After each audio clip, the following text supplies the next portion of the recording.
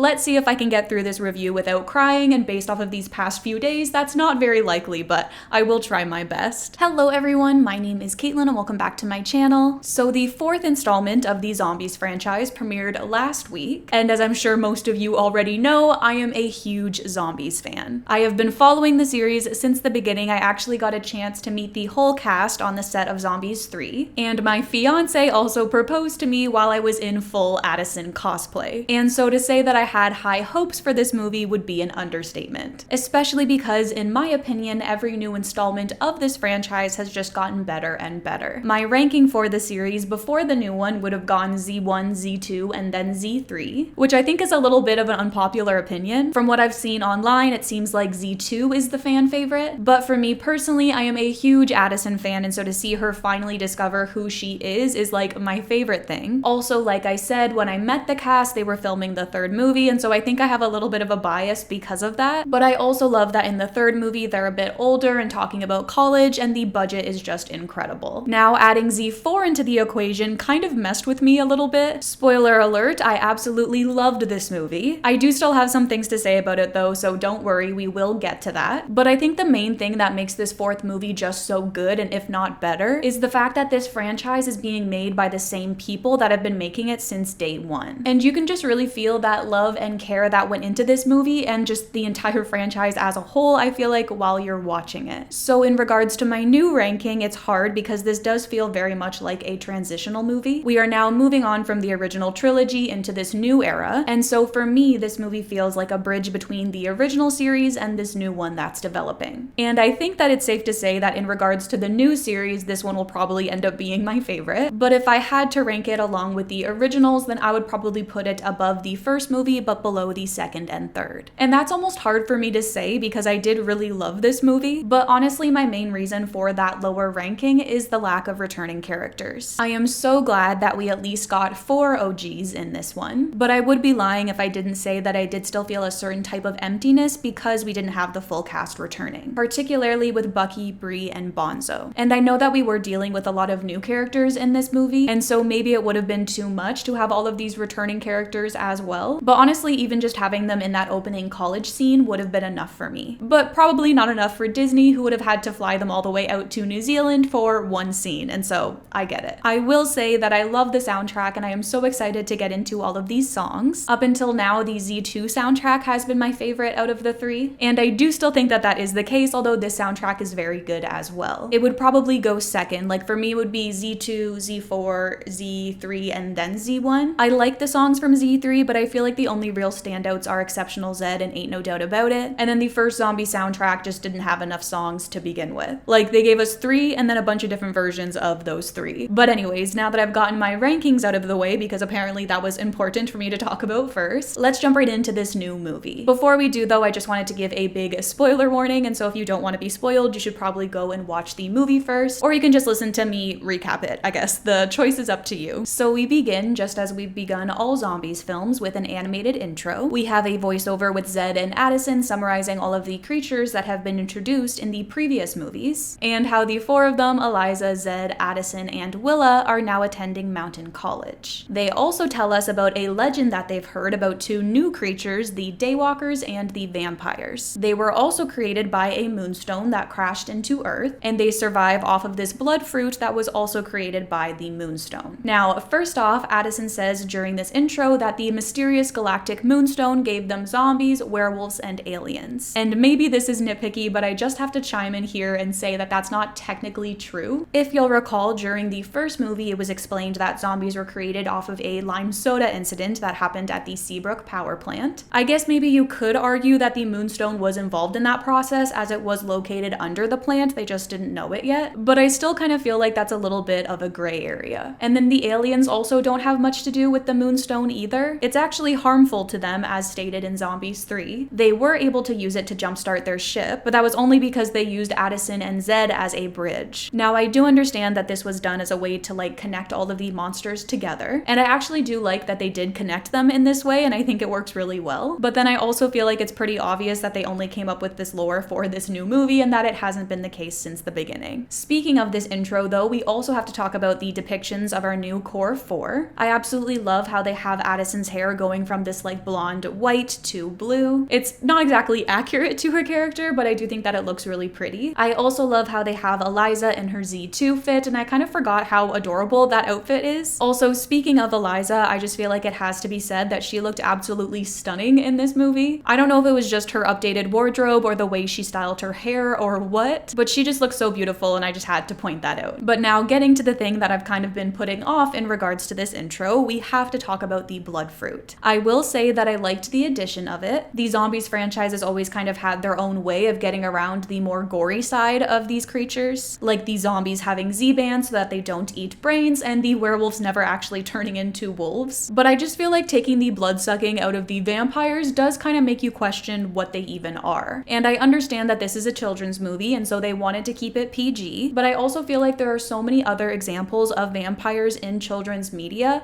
where they've gotten around that in a better way. Like Juliet in Wizards of Waverly Place, who just had like this tap of blood in her room that she could drink from. Or in My Babysitter's a Vampire, where Sarah chose to not drink from humans and instead stayed a fledgling. Like I said, I did like the addition of the blood fruit and I do think that it made for a good conflict, but in terms of children's media vampire lore, I wouldn't say that Zombies 4 is my favorite. Anyways, we then have our first breaking of the fourth wall moment as Addison and Zed introduce us into the movie. And this is also their only breaking of the fourth wall in this movie, and this is very different, especially in comparison to that first movie where they really were kind of guiding us through the story. But honestly, I didn't feel like I was missing that much with this movie. But I am curious to see if Victor and Nova take on that role in the next one, or if they just abandon it altogether. But Zed then shares that he is going to an intensive football camp this summer in hopes of making the starting lineup next year, and Addison is heading off to cheer camp in hopes of becoming cheer captain. Now, as this is the first look we got for Addison, I feel like we have to talk about her hair. Because why is it purple? I know why it's not blue. That's because their hair is only blue when they're surrounded by their kind, and so it has faded a bit more to white again. That part makes sense to me, even though there was literally a fully blue-haired alien right behind her, but it's whatever. My main thing is like, why is it purple? Like, I understand if maybe they wanted to change her hair up in every movie, but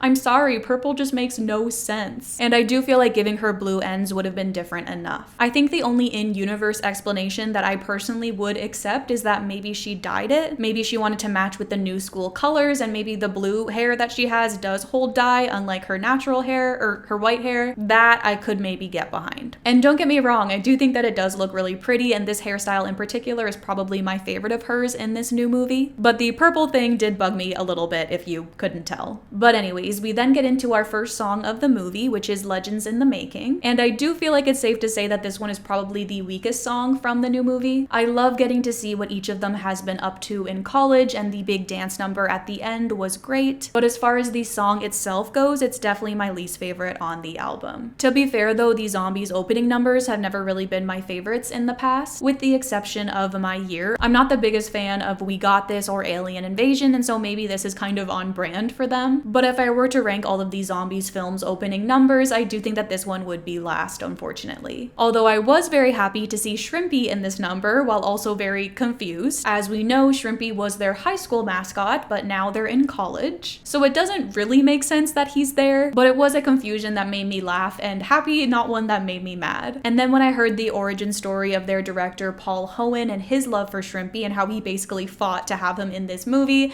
it just made me love it even more. And if you do want to know more of that story, the cast shared it on the Zach Sang show, and so I would highly recommend checking that out, as it was very funny. But we end the number with the squad getting into Zed's green bug and heading off on their respective trips. And I just have to point out that I loved this little green bug so much and I wanted one really bad. So with our leads heading off on their journey, it is now time for us to meet our new characters. First, we see the Daywalkers training as we meet our new female lead, Nova. She then goes on to have a vision of this other mysterious vampire that we have yet to meet before she is interrupted by her father. He scolds her for daydreaming and encourages her to focus on their main goal, which is ensuring that they get the last of the blood fruit before the vampires do. So going into this movie, I thought that I understood what Daywalkers were. I thought that they were just this version of vampires that could go into the daylight, but that actually doesn't seem to be the case. They don't have fangs, and they're more so just like these beings that can create fire and live in perpetual daylight. Oh, and they eat blood fruit, which is really like the only vampire trait that they have. I mean, I assume that they can live forever as well, but that's not really specified. But the main thing that bugged me is the fact that they didn't have any fangs when they both survive eating off off the same thing that the vampires do with their fangs. So that part didn't really make much sense to me. But as this is also the moment where we meet Nova, I just have to say that I do really like her. I do think that her American accent does need a little bit of work, but that could just be me. I absolutely love her voice. It is just stunning, and I cannot wait to hear it live once I attend the Worlds Collide tour in August. And I honestly think that she makes for a great lead, and I'm really excited to see more of her. Now, this is also when we get our first vision of Victor, and one thing I love about their visions slash dreams is that they're specific to their species. So Nova, being a daywalker, has visions, and Victor, being a vampire, has dreams. And I know that they explain at the end that their visions brought them there for a reason, especially because their visions were of each other saving the day. They never really explain why they were having visions of each other in the first place. And so I would like to know if vampires slash daywalkers in this universe just have visions, like is that just one of their special abilities? Or if this is a special like vampires slash daywalkers in love sort of thing. Does everyone have visions of their soulmates before they meet them? Because if so, that sounds kind of stressful. And I would love for them to delve further into this in the next movie, but I highly doubt that they will. Also, speaking of the daywalkers, I think that I have decided that out of all of the creatures that exist in the zombies universe, if I had to choose one,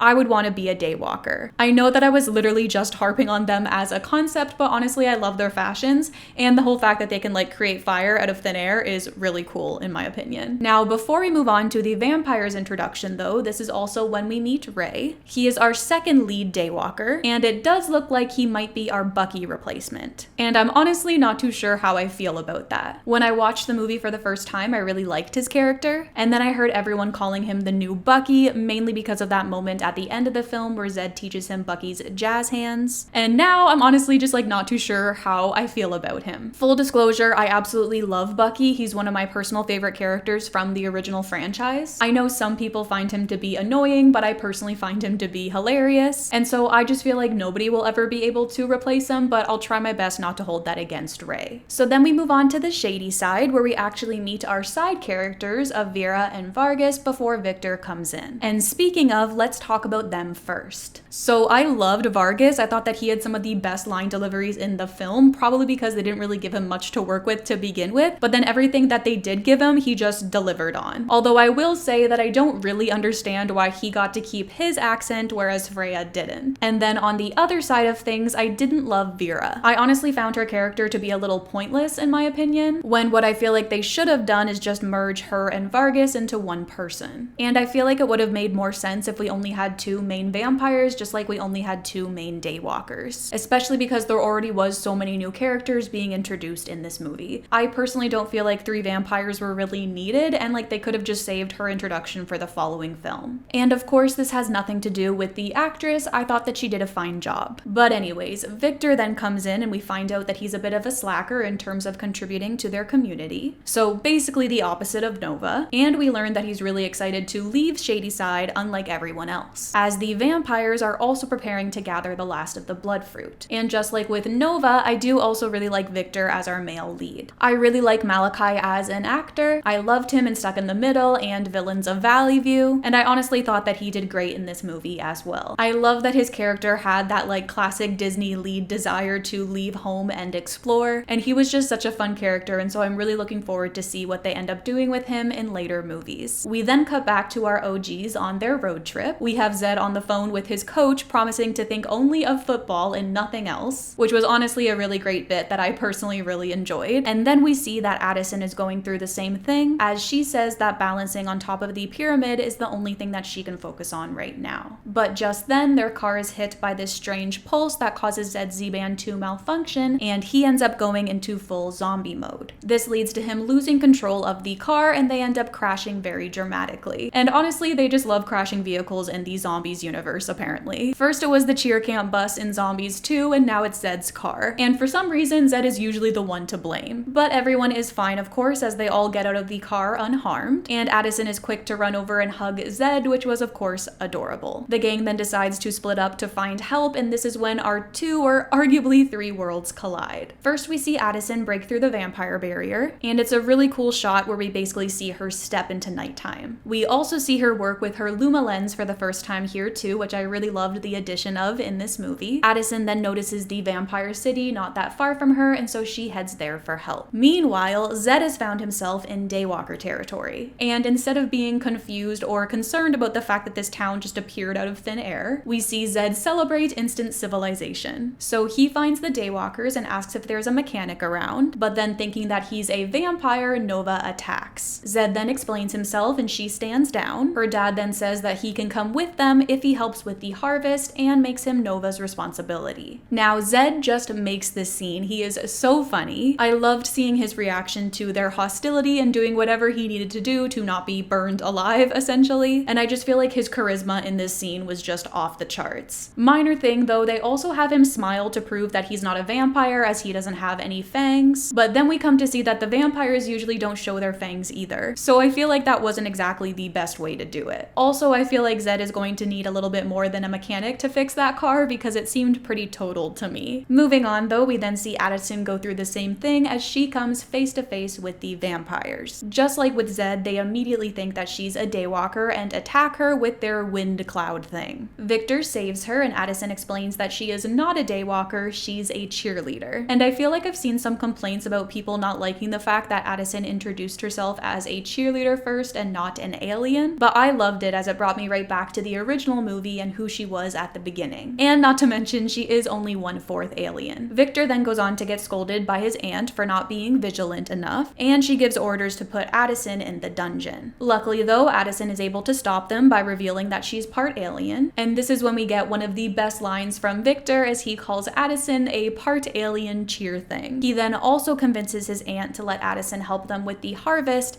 and then she refers to her as his prisoner. So this is when we found out that the vampire leader is Victor's aunt. And so I wonder if maybe in Zombies 5 we'll find out more about his parents and why they're not around. I also love how in this moment Addison says that she's only part alien, especially because at the end of Zombies 3 I felt like she was really leaning into that alien side of hers, which does make sense as that is the movie where she finally finds out about her past. And they do that a little in this movie as well, mainly with her wardrobe. She is much less Seabrook and more alien now, which I'm honestly okay with because it means that she's getting more interesting outfits. Also, I just had to call out the fact that the vampire shots were all shot for night, as in it wasn't actually night while they were shooting, and then they made it night in post. And I just had to say that all of those shots looked amazing. Like, the budget in this movie is incredible. Addison then notices Victor's sketchbook in which he has drawn a picture of Nova. She asks who she is, but he says that he doesn't know and that she's just someone he dreams about, which is just absolutely adorable. This then brings us into our second number, which is The Place to Be. This was the movie's first single, and so I did already know this one and I have been loving it. I was kind of annoyed by the fact that it was a single though, just because now I'm not as obsessed with it as the other songs that I hadn't heard prior. But it is still a really good one and definitely one of my favorites from the movie. The number is basically our introduction into the world of the vampires and the Daywalkers and what they're all about. And I just loved the contrast of Zed being confused but then trying to join in on their dance number before being pushed away, whereas Addison was just concerned the whole time. So we finish the song and then we see the Daywalkers making their way into the orchard, and then we see the vampires doing the same thing in the daylight. And I feel like I'm speaking for all of us when I say, huh? Literally, what is the point of the distinction between the vampires and the Daywalkers if the vampires can just walk into the daylight as well? Now, I did appreciate that they at least shielded themselves from the sun when they walked out for the first time, and the line where someone in the crowd says, "It's all right, the sun doesn't hurt us." But I fear all of that was just not enough for me. I mean, I assume each species just prefers either the night or the day over the other, kind of like a nocturnal versus a non-nocturnal animal, I guess. And I do understand that they needed to be okay with one another's environments or else this movie wouldn't exist, and there definitely would be no love story between Victor and Nova, but I just wish there was a little bit more to it. Like maybe they had to take something to be able to go into the sun, or even just like a line about it burning a little or something. Make them sparkle even, like that would be better than nothing. But again, this is definitely something that I can live with. It just kind of shocked me at first. So the vampires spot the Daywalkers and vice versa. This causes both species to run towards the orchard, and the Daywalkers discover that it's locked behind a series of gates. More importantly though, this is also when we get Victor and Nova's first look. Now, I am just in love with these two if you couldn't tell already. They honestly really delivered with this ship in my opinion. I mean, they are literally the definition of love at first sight. The way that they both look at each other and say it's you, and just like the look of happiness on Victor's face is everything. Not to mention the music cue with Dream Come True playing, like it's almost too perfect. And then following this with Addison finding Zed and their hug just made the whole thing even better. Eliza and Willa then return here as well, and I have no idea where they were or how they got here, but I'm glad to see them again. And then we get back to our conflict. So the vampires and daywalkers prepare to fight and call one another thieves, but then Addison notices that it looks like the door needs a key to unlock it, and Eliza points out the first clue. Addison is then quick to come up with a solution, maybe even too quick in my opinion, but she suggests that they each assemble a group of their young leaders, and then they'll help them find the clues to open the gate. And then Zed adds if they agree to split the harvest. Willa then suggests that they can all stay at a nearby camp as she points out a sign for one, which makes me wonder if that's maybe where her and Eliza were, because like how else would she have noticed that? Both leaders agree to these terms and assign Victor and Nova as their young leaders. Everyone then heads off except for Nova, Ray, and her dad as he stops her. He then instructs her to take all of the fruit for themselves after they get inside the gate. Ray agrees to this without a second thought, whereas Nova is not so sure, but she agrees to this nonetheless. Now you're probably already sick of hearing me say this, but of course I love this as well. I think that it's a great addition to the plot, and the fact that her dad is kind of the villain in this movie is definitely a bit of a step up in comparison to Bucky. And that's not a diss on Bucky, as you guys know, I love him, but in terms of intimidation and how much of a threat they are, I definitely think that Nova's dad wins that competition. And then we have the contrast of the daywalkers coming into night for the first time as they enter camp. Ray reacts negatively to this as he is spooked by an owl and says that he hates the night, whereas Nova, on the other hand, kind of relishes in it and calls it beautiful. We then get another look from Victor and Nova as Dream Come True plays in the background once again, and honestly I feel like I just can't stress enough how much I love these two. Zed then goes on to share his excitement at being a camp counselor, and everyone comes to notice that there are daywalker and vampire symbols all over the camp.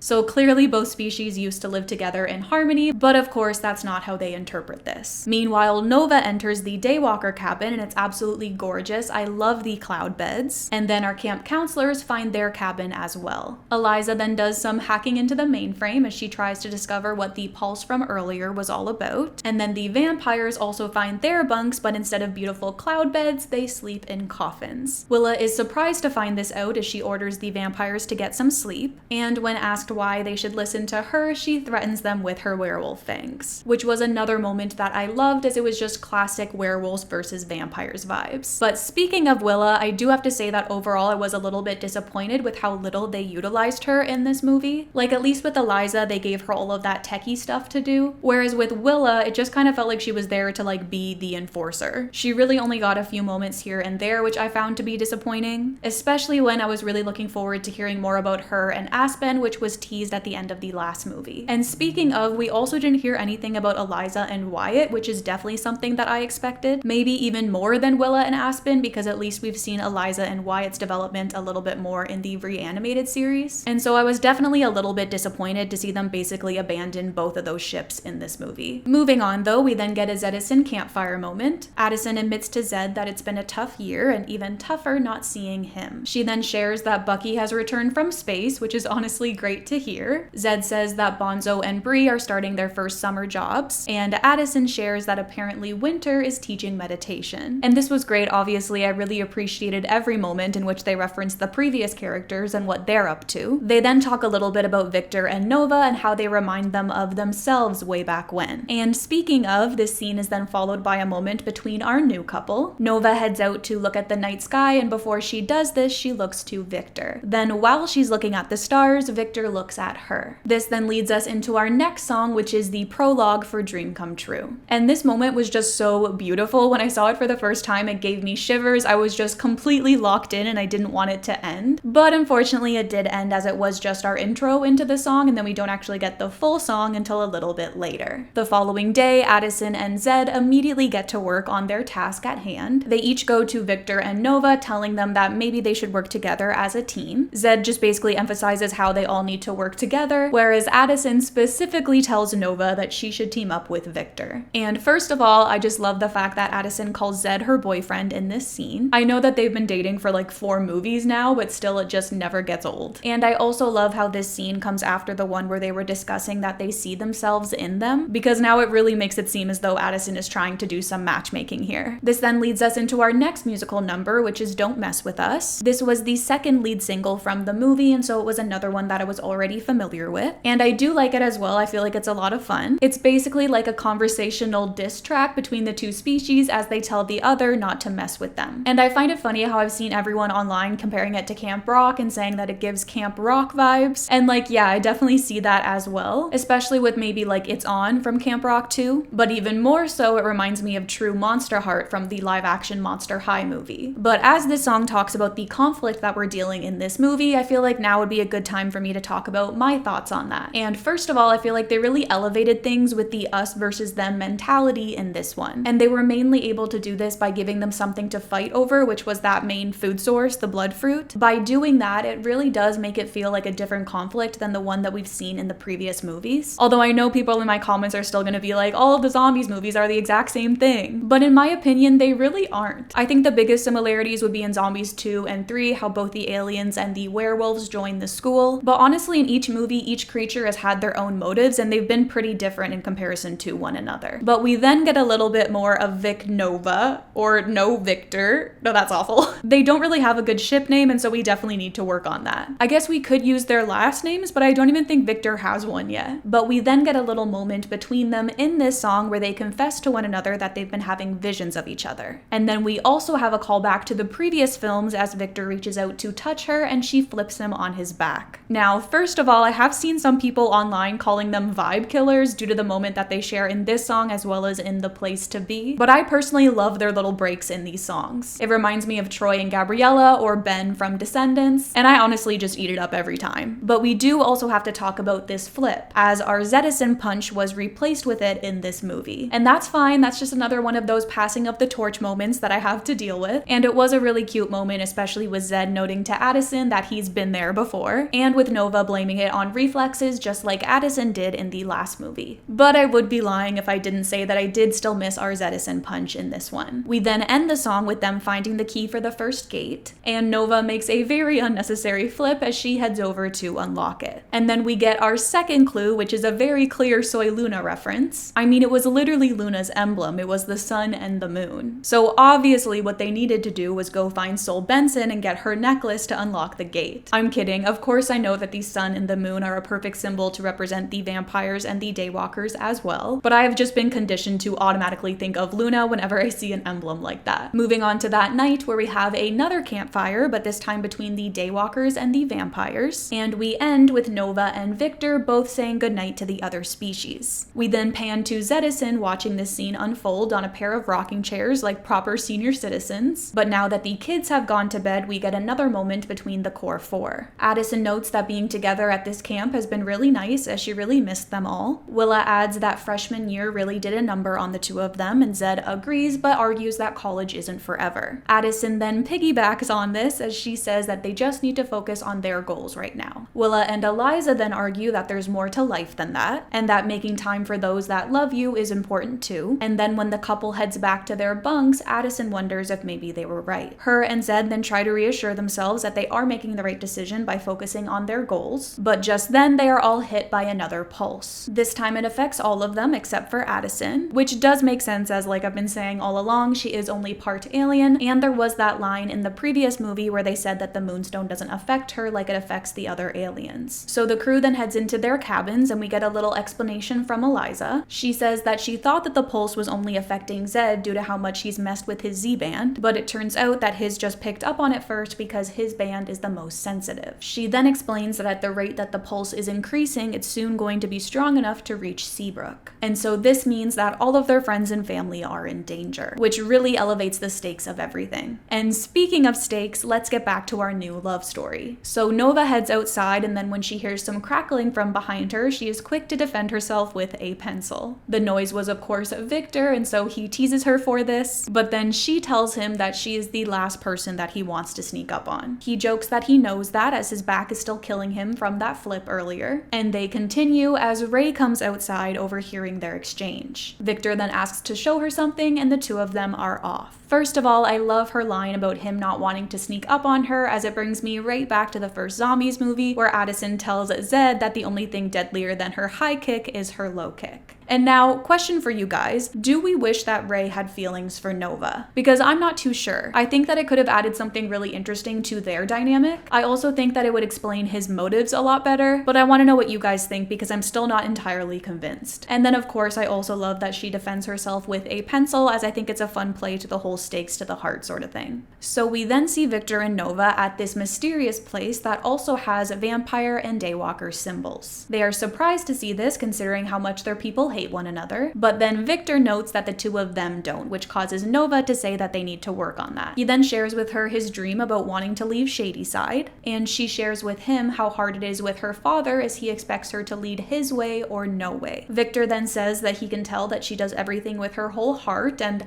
after he's only known her for about a day, I find that hard to believe, but whatever. And then we finally go into my favorite song from the film, which is Dream Come True, as the two of them go on to sing about how the other is, you guessed it, a dream come true. Now, I love this song so much. I think that it is so beautiful. It almost reminds me of Perfect Harmony from Julie and the Phantoms. I'm not exactly too sure why, but it could just be because I love both songs so much. I love all of these someday parallels, with Victor starting out the song by saying that this might sound kind of crazy, and him saying that he's not going to bite her reminds me of the Delicious line. I also love how they actually acknowledge the fact that they just met in the song, as that is something that's always kind of bugged me about Someday, just the fact that they sing it so soon after meeting. Whereas in this one, it's like they're acknowledging that fact and yet they're having these feelings for the other that they can't control. And then there's also the fact that the entirety of the song just captures those dreams and visions that they've been having of one another. It's very like Once Upon a Dream vibes, and I love it. I really do think that if this song becomes their Someday and they go on to sing this song in movies to come over and over again, I will be all about it because I really can't see myself ever getting sick of this one. And I really hope that that will be the case and that they won't steal Someday, because that song belongs to Zedison and Zedison only as far as I'm concerned. And then of course the number itself was just so beautiful. I absolutely loved the choreography. There was also that flying aspect, which I will admit was a little bit much, but it was also very like Whole New World vibes, which I like. And the significance of Victor controlling it and Nova trusting him is everything. Not to mention the budget that showcased. I feel like I was so locked in the entirety of them flying in the air just because I was so impressed that they were able to pull that off and make it look so good. We would have never gotten something like that from Disney Channel alone. So this song then leads us into our next clue, as they notice in the tunnel that there are some puzzles that they need to solve. One is the phases of the moon and the other is the colors of the rainbow. And I know that this is kind of the whole point, but I love the fact that these tasks are only something that a daywalker and a vampire could do and that they need to do it together. So they solve their puzzles and then the key emerges and Nova takes it before handing it to Victor, which I loved. It is now morning and so they head back to camp and Vargas discovers Portable Night, which I know that I've been saying this a lot, but I actually do think that this line might be my favorite in the entire movie. Victor and Nova then arrive and unlock the next door, which means there's only one left. This then cues a boulder to emerge from the ground with an inscription that says only one team can win. And of course, they immediately misunderstand the meaning of this. They all assume that this means that they have to push the boulder from either one side or the other,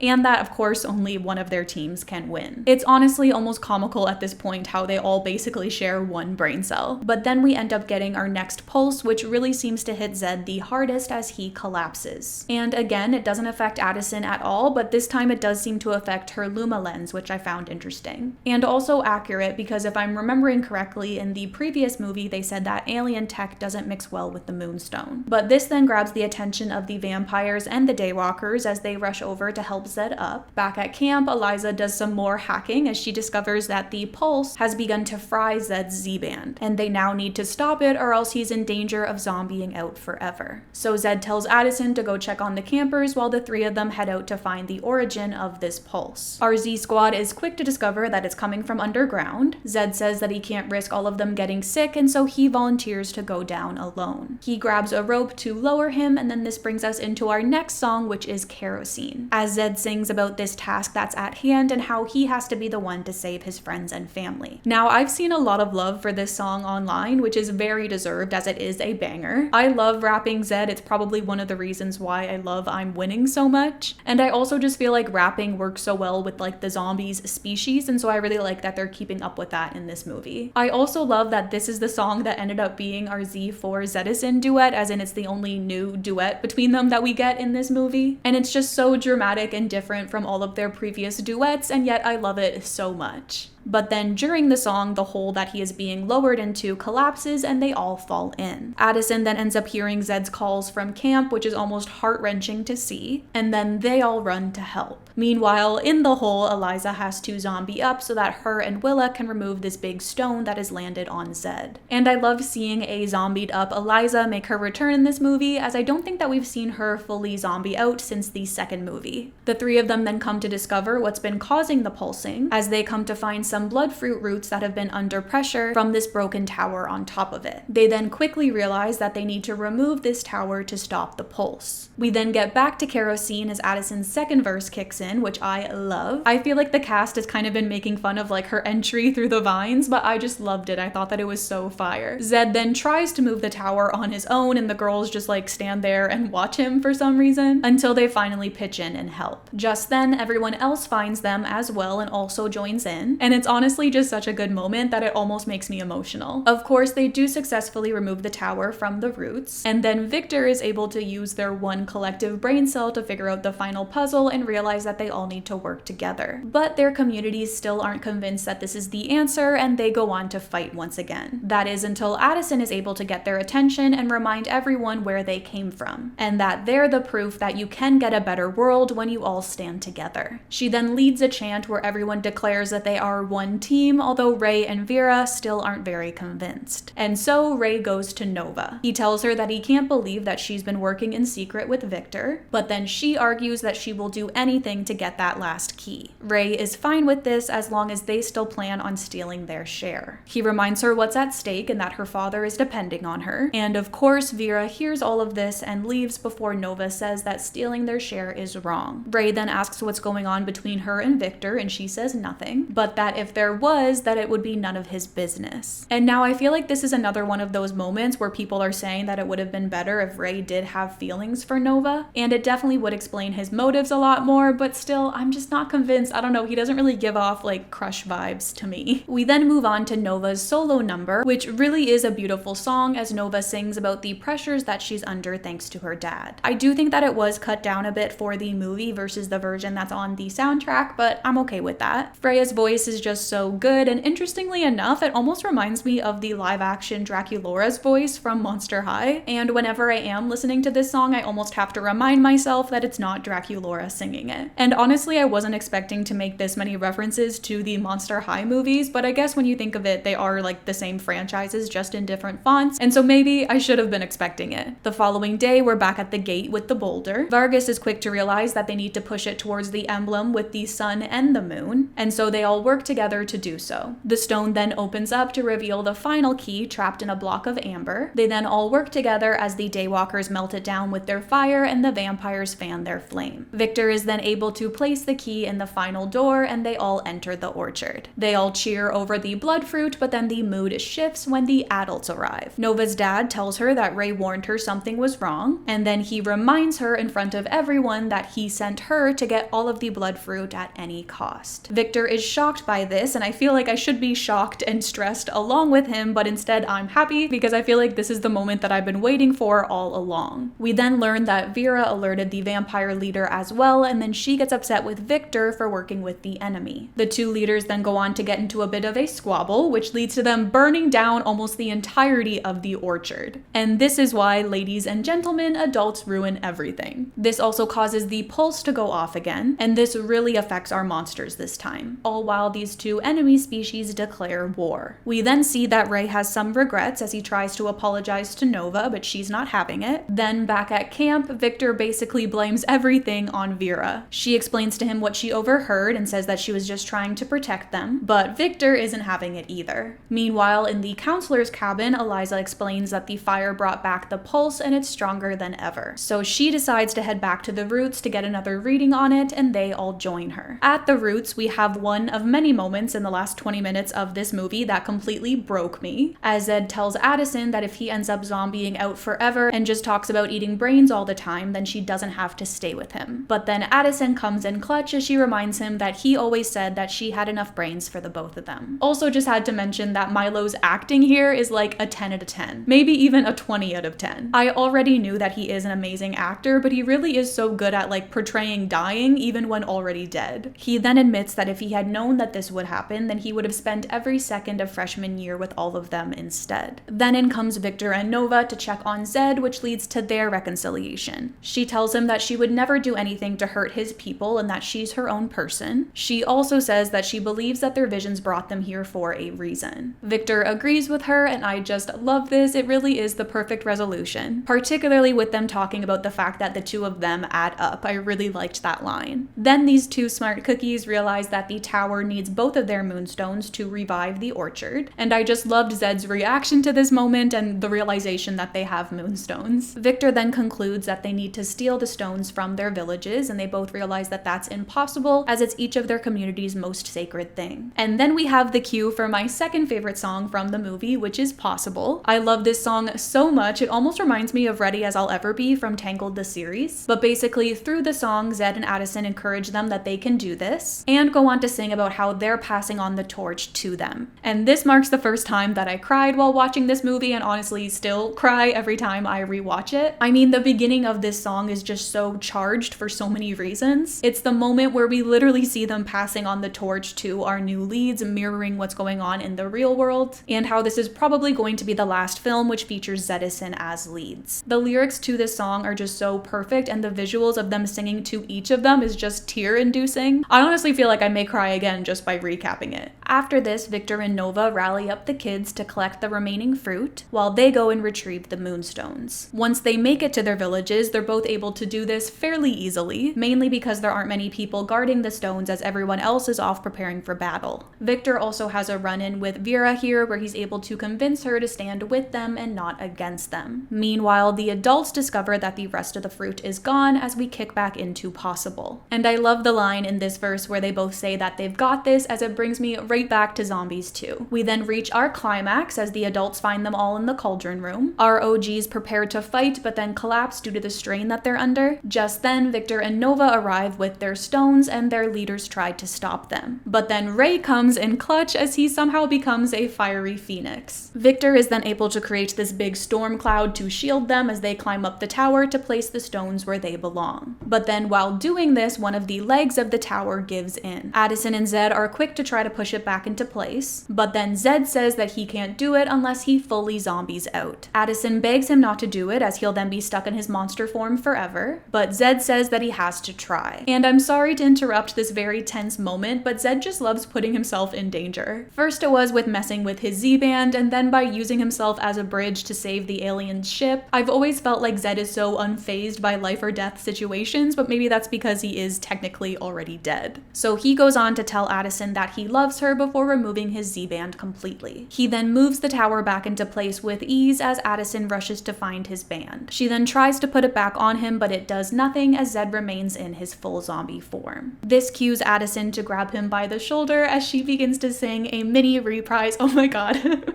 I'm so lame. As she begins to sing a mini reprise of Someday to him. And as I'm sure you all guessed it, this is another moment that practically ruined me, and I assume ruined a lot of you guys as well. To throw Someday at us while Zed is dying is actually really mean of them. I remember when I watched the movie for the first time with my fiance, obviously, and this part happened, I basically recoiled into him. Like, I was not expecting Someday at this moment at all. And I am really glad that I got to see this moment for the first time without knowing that it was coming. And honestly, I don't even care how many times I hear this song, I will never be sick of it. I even thought that the reprise was too short in this movie and that I wanted to hear more of it. Meanwhile, Victor and Nova have finally made it to the top of the tower and are finally placing their moonstones in their spots. The stones join together and create a storm that heals the roots, and in doing so, heals Zed as well. We then see that the orchard has also been miraculously brought back to life. And honestly, I don't really understand how the Roots were able to heal Zed, but I really don't care that much. Like, I'm just happy that he's alive. Although I do have some remaining questions about the whole Z-Band situation. I feel like in the previous movies, they were kind of leading up to them being able to control it and remove their bands for good, but then I wasn't really getting that same vibe with this movie. And I do feel like by the end of the movie, it's kind of unclear as to if Zed's living with it or without it. But it's time to celebrate. So Victor announces that their ancestors built this place together for all of them, and Nova says that once a year they can all come together with their moonstones and bring balance to their worlds. I'm not exactly too sure why they can't just leave them there, as it seems like that's where their moonstones are supposed to be, but I assume they're probably also powering their cities with them or something. Nova then ends up getting her father's blessing, and Victor gets one from his aunt as well, and we move on to our final group number, Show the World. This song isn't exactly my favorite, but it is growing on me, and that is usually the case with these Zombies finale songs for some reason. It usually takes me some time to really get into them. It was the same for me with One for All and Nothing But Love, and now I love both of those songs as well. I don't think I like this one as much as those two yet, but only time will tell. At least they're all better than the reprise of Bam. And then as this number finishes, it's time for some more tears as we see Zedison on this beautiful mountaintop. And for some reason, I actually don't think that I've mentioned throughout the entirety of this movie just how pretty all of these landscapes are, but it needs to be said because a lot of them were just absolutely stunning. New Zealand really was the perfect choice for this fourth installment, and as a Torontonian, that does pain me a little bit to say, and I did miss being able to pick out spots in the background that I recognize like I'm able to do with the other three movies, but I do think that that was a worthy sacrifice as it resulted in just such a beautiful movie. Zed proposes that they forget about their camps and spend their summer in Seabrook instead. Addison agrees to this plan, and Zed says that what matters is that they're with the people they love. And I believe that sending them back to Seabrook is the perfect ending. My fiance, on the other hand, disagreed as he saw this as them giving up on their dreams and he didn't like that, whereas I saw it as them choosing a new dream, which is to not take the time that they have with their friends and family for granted. And it's not like cheerleading and football won't still be there by the time fall comes around. And they made it very clear throughout the movie that they were working themselves too hard and that they needed to take some time for themselves as well. And it's also just such a beautiful send-off to have them choose to go back home by the end of this movie. But now it is time for our Ain't No Doubt About It reprise, and I'm going to try my best to get through this without crying, but no guarantees. First of all, them ending the movie like this was just the perfect choice. Taking a song that was used in the previous film to talk about their doubts for the future and whatnot, and then removing those words of doubt really just changes the entire meaning of the song. It then became a way to reassure the fans that they're going to be fine and that they're going to be together forever,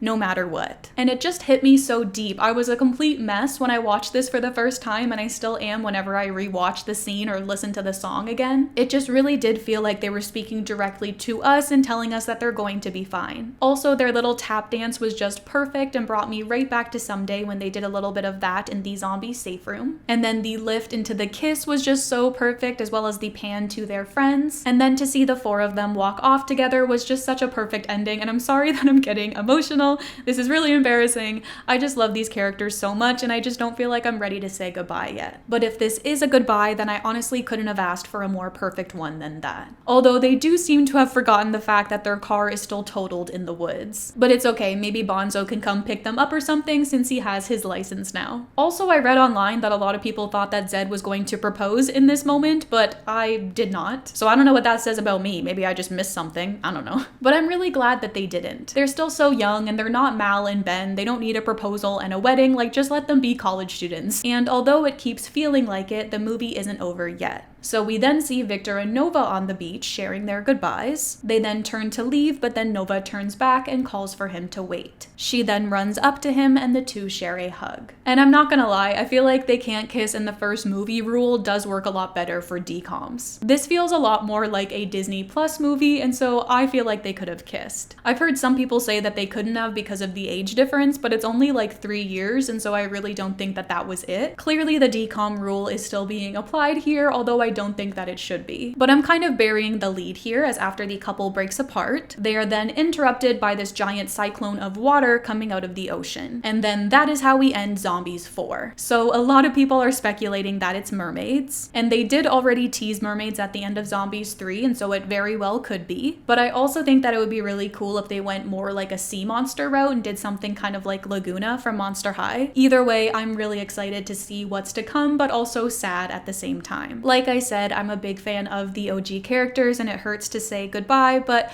I do feel like it's safe to say that the franchise is in good hands. Before we wrap things up, I do still feel like I have to address one more thing, as the Zombies franchise is very commonly in discourse along with the Descendants franchise. And I've seen a lot of comparisons being drawn with this movie and Rise of Red. But for me personally, I just don't really feel like it's fair to compare them yet. I feel like we should wait until Victor and Nova get their own movie, and then we can talk about comparisons, because obviously the movie that heavily features main characters of the original is going to beat out the one that doesn't, especially when this movie was actually given a real ending and featured all of the same people behind the scenes, when obviously I can't exactly say the same thing about Rise of Red. But with all of that being said, that wraps up my thoughts on Zombies 4: Dawn of the Vampires. But I want to know what you guys thought of the movie, so don't forget to let me know down below. Also, just wanted to say apologies for the wait on the long form content. As some of you already know, my video for last month got blocked, and so I've just been waiting for that dispute to expire so that that video can go up. But really that just means that you're going to have a lot of content in August, because I'm already working on the next one. That one will hopefully get up by the beginning of the month. And I'm also planning on doing a little video for when I attend the Worlds Collide tour, so that you guys can get an idea as to what that experience is all about. But with all of that being said, that's all from me. I hope you guys all have a wonderful day, and I'll talk to you very, very soon. Did you guys notice I have my little waterfall braid like Addison does? Can you see? At the end of the movie? So easy to do, I had no idea, but I love it. So now that Zed and Addison's story is done, like, do we do a love story or do we wait? I have heard Milo say that he's open to do like cameos in following movies, and so maybe it would be better to wait, but I also feel like for the most part their story is done. Maybe that's something that I should do.